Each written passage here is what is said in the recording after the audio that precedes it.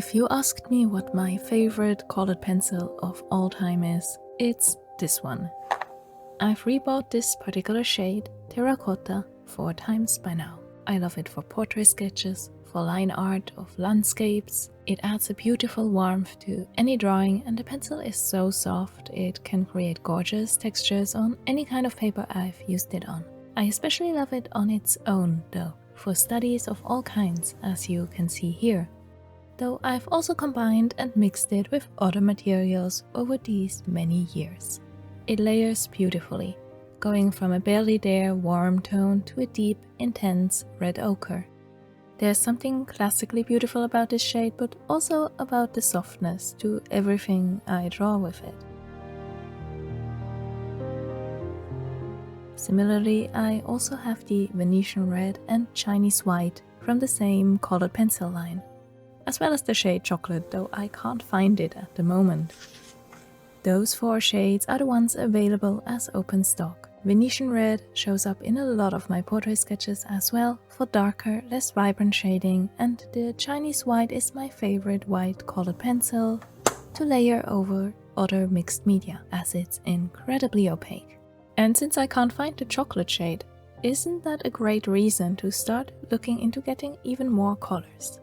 So today, after years of being in love with the Derwent Drawing colored pencils just by virtue of my very limited collection, I finally got my hands on the full 24 color set.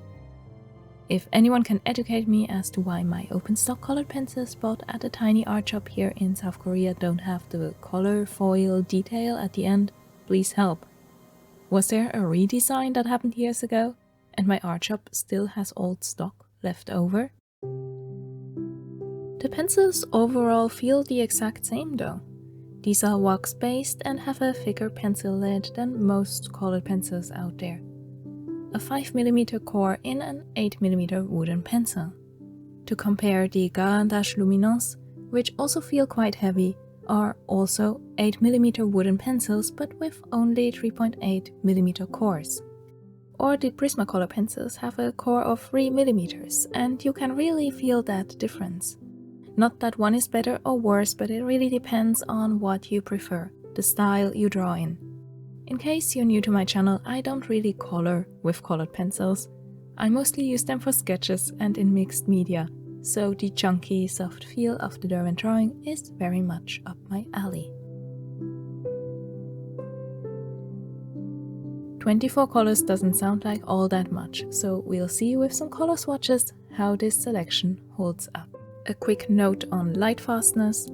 Derwent uses the blue wool scale to evaluate lightfastness, and all of these shades are rated an 8, the highest possible rating, with the exception of the ink blue at a 7. Both 7 and 8 are categorized the same, as excellent lightfastness, remaining unchanged for more than 100 years, suitable for artistic use. All of these are very earthy tones, but that doesn't mean they're not pigmented and intense. The darker shades build up really quickly, and especially the black and chocolate shade are incredibly opaque, even with minimal layering. I'd already mentioned the Chinese white as a longtime favorite of mine. I'm on my 3rd one, I believe, as it can create highlights on top of other media like watercolors and gouache as well.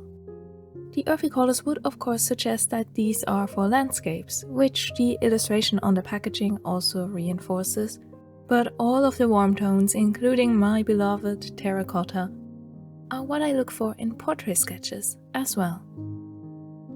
Despite the color selection being muted or earthy overall, the individual shades don't look dull.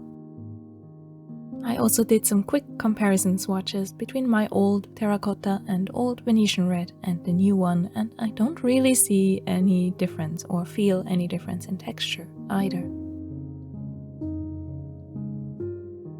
A really positive surprise were both the Sanguine and Mars Orange. They'd all looked kind of similar in the product images, but when you see them as color swatches on paper, from terracotta to Venetian red to Mars Orange and Sanguine, they're all very distinct. And then I was surprised by the yellows and blues. Yellow ochre, to be specific, creates a beautiful deep yellow with golden undertones. In a way, this is a limited color palette, not as limited as a Zorn palette, but still there are certain hues we can never mix with these. There are no bright magentas or cadmiums or even a deep ultramarine. Instead, it's all about context. The colors look harmonious together, and in the context of these earthy colors, ruby earth is our magenta, terracotta is our cadmium red, ink blue our ultramarine. I'm also immediately a big fan of the olive earth shade and honestly all of the greens here. This is the type of green I also enjoy in skin tone mixes a lot to kind of create an olive undertone. And if you've seen, for example, my Huahon oil pastel review, you know that I really adore these kind of soft, muted shades. So yes, this set is right up my alley. Smoke blue also gets a special shout out here as another really breathtaking color. These kinds of muted sky blues can look a bit grey or chalky, but it's just a very subtle blue, cool shade. I'd expected very little from the blue section of this color palette, but all three shades are very beautiful and cover a surprisingly wide range for having just 3 options here.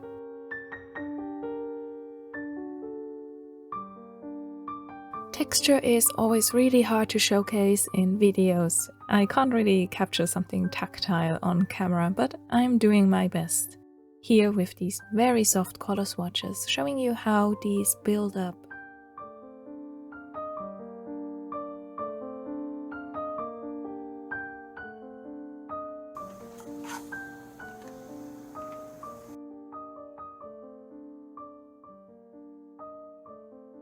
I started doodling some color swatches here in sets of 3, and it was beyond easy to find beautiful combinations that I maybe can explore in future compositions and color concepts.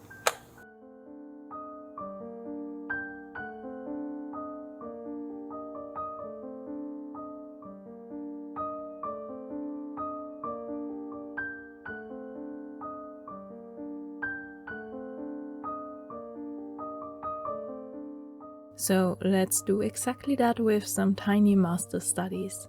First, I want to test the darkest shades in here with a study of John Gollier's Priestess of Delphi. This painting from 1891 had all the shades I wanted to experiment with. Deep dark shadows, but also olive greens, ochres, the red cloth draped over her head, even some cool grey smoke rising from the ground. If you're in the mood for lots of contrast and deep colors but don't want to go as dark as the Baroque era, Pre-Raphaelite art is wonderful for studies. A lot of artists of that movement really found inspiration in mythology, poetry, literature, so as a fantasy artist, I feel very at home here.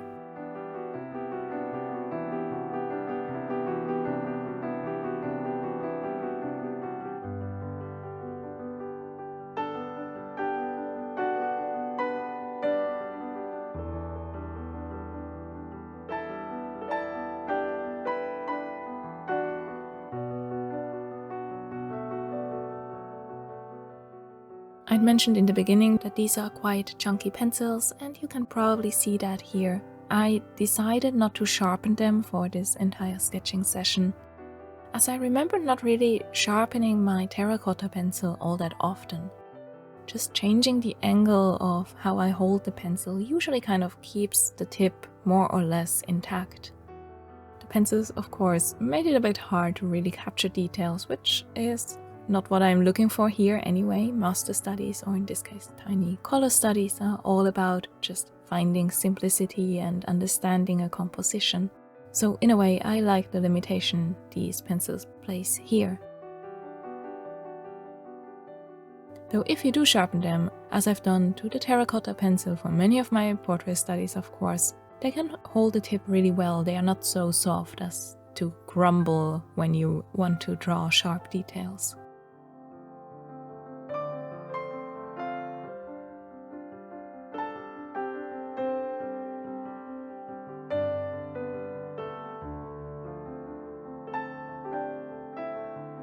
My tiny color study was all about colors in context again. How the simple earthy reds of this palette still manage to look vibrant when contrasted with the complementary color of the olive earth and against that dark background. How smoke blue was literally the perfect smoke color when blended over ochre and chocolate. And the pale wheat combined with yellow ochre made for a great highlight here, as a pale but warm skin tone.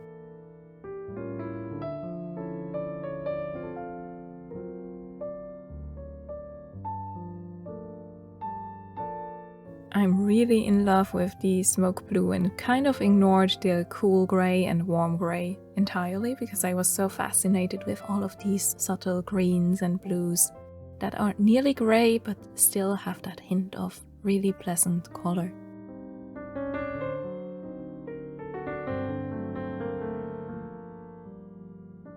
We also have with the ivory black and the dark chocolate shade a kind of nice range of warm and cool blacks, and then the sepia brown to blend out from those.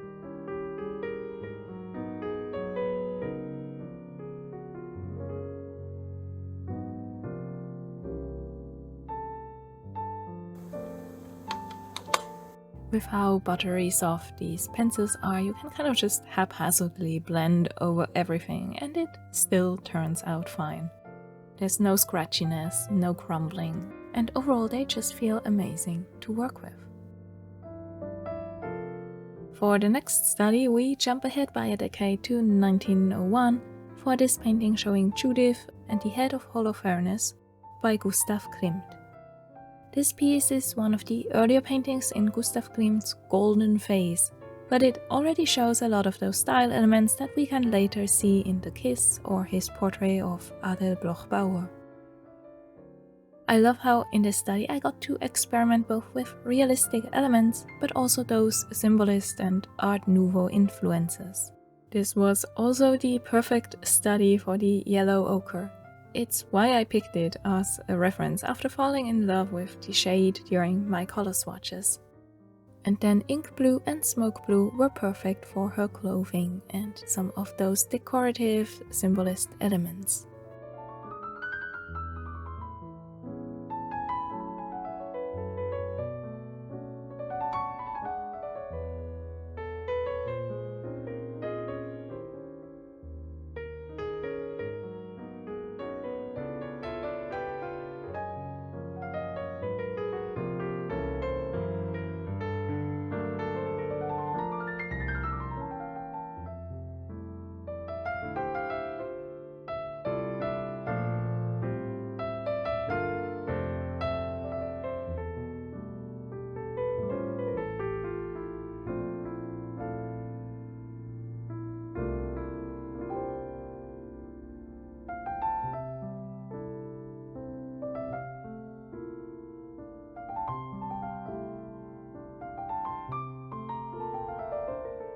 I also got to layer more here with Mars Violet and Solway Blue and then wheat or Chinese white on top for smooth blends. Can you see why I love the black shade? It's so opaque, but also so soft that it plays well with the texture of my sketchbook's paper.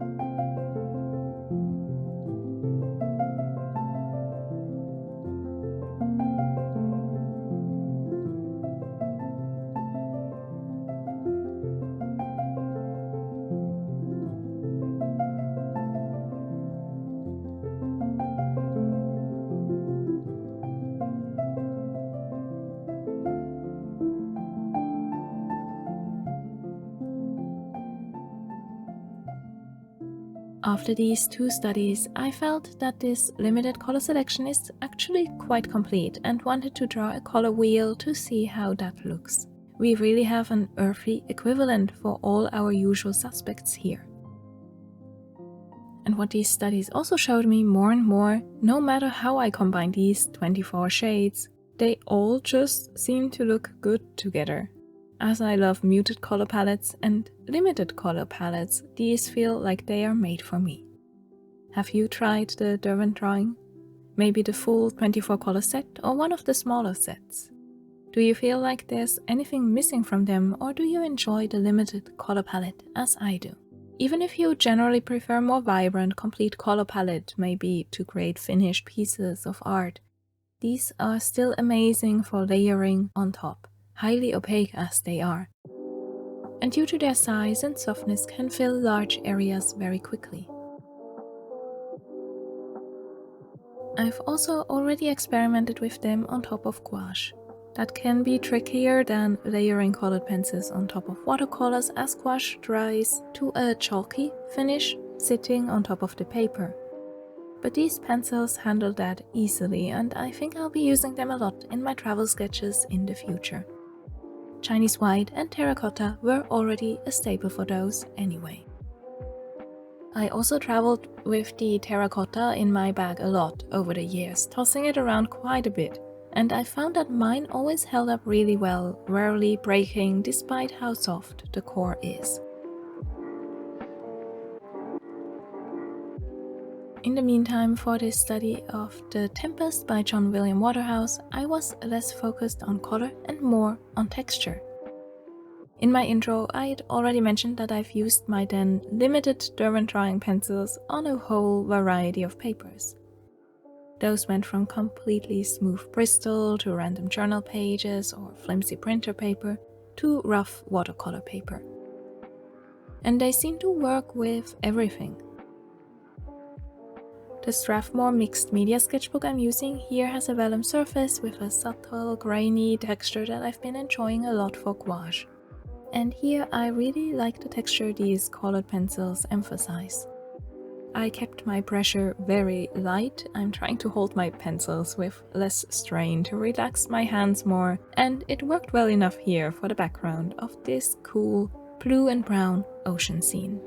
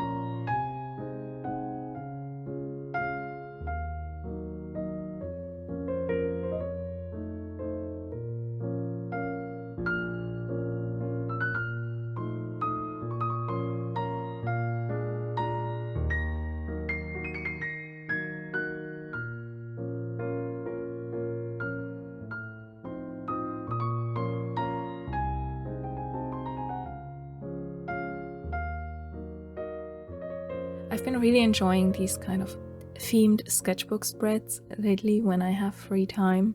It feels more complete than drawing individual disconnected sketches, and the smaller studies also serve as a warm-up before I dive into something maybe more complex.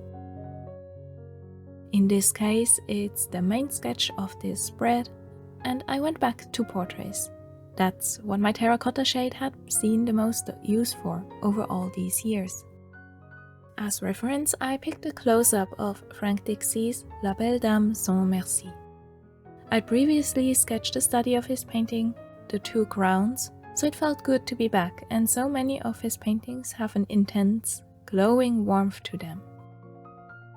Here it's a bit more subtle with those muted pinks, the orange of the hair, and the grey and green of armor and background.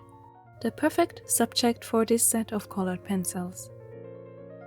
What I always liked so much about sketching portraits with my Derwent Drawing was how forgiving and flattering they are.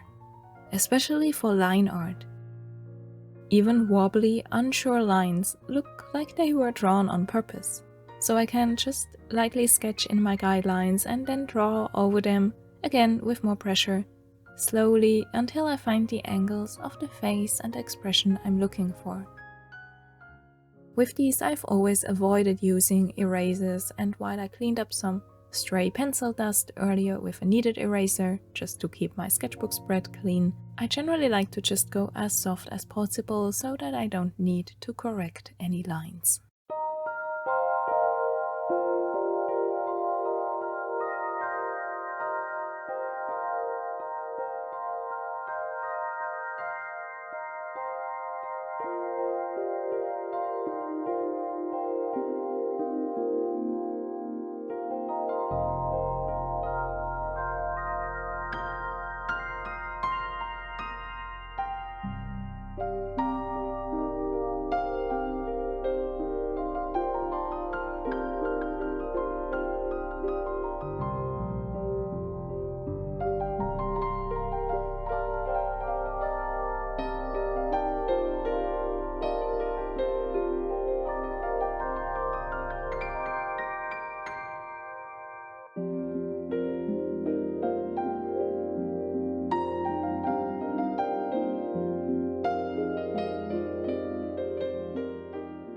Something happened with the expressions.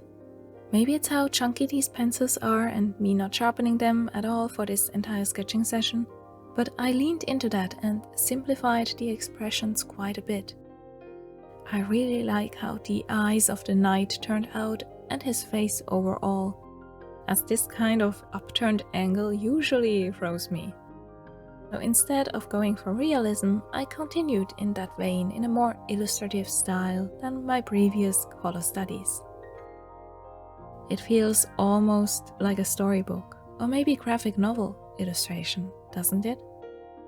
Lately, I'm becoming more confident painting and drawing faces and capturing facial expressions. I think it's all the realistic portrait practice that helped a lot with it, building a foundation so that I can then focus on mood and emotion. But you might even spot some of the Asaro head influence here, again, in the way I shaded in the sides of the face and cheekbones. I made a sketching video about the Asaro head model a while back, and it's been a steady companion in all my recent illustrations. It really helped me understand the structure of the head, how it works in 3 dimensions, and where planes of the head change directions. Much more so than the Loomis method ever did, though I still mix and match and use all kinds of guidelines in my portraits.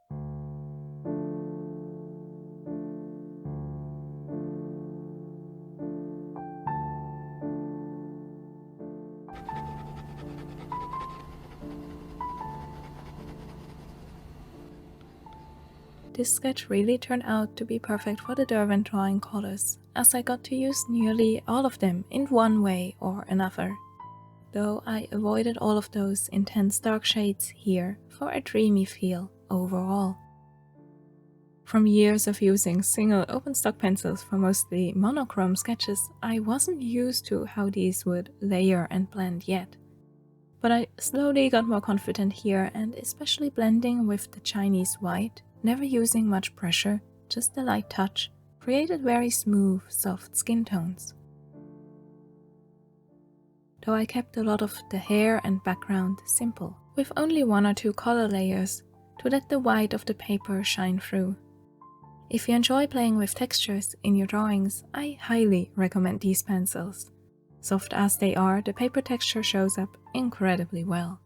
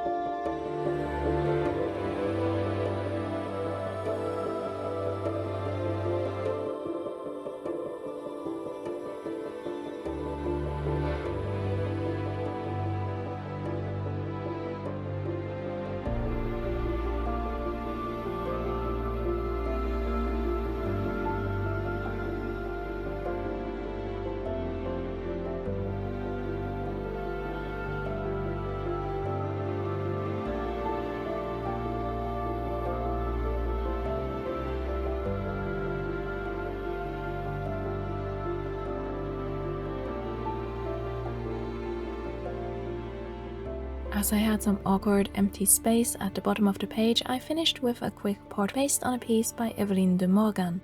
She was also part of the Pre-Raphaelite art movement, and while I love her more somber color palettes in paintings like Angel of Death or Night and Sleep, here I wanted to return to that beautiful yellow ochre from my Klimt study.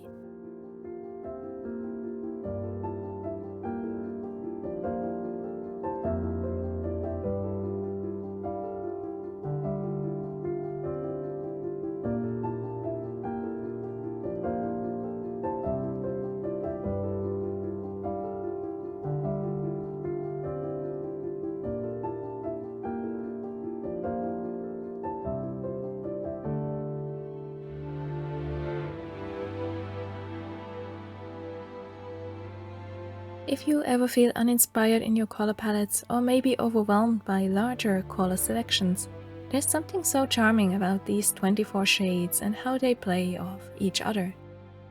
I never felt like I was missing something, and I love how the sketchbook spread as a whole turned out here. I'm so happy I finally caved and got the full set of what really have been my favorite colored pencils ever since I stumbled over them years ago.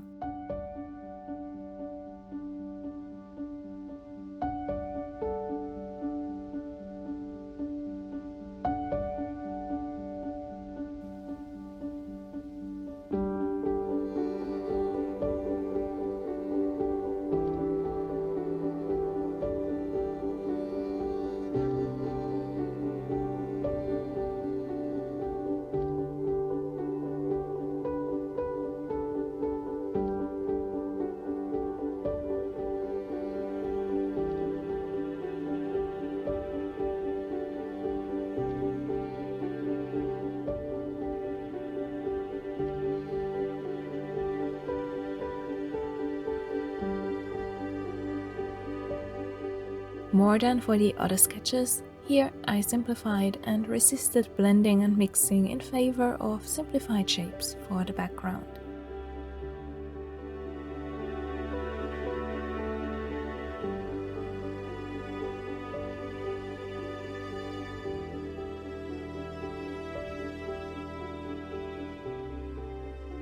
I hope you enjoyed my ramblings on both these pencils and the colors and art references I picked here, and Let me know if you'd like to see more sketches with these, maybe going for a more realistic portrait. They'll also show up in my next travel and landscape sketches for sure, as I've been using them a lot for details on top or next to gouache and watercolors.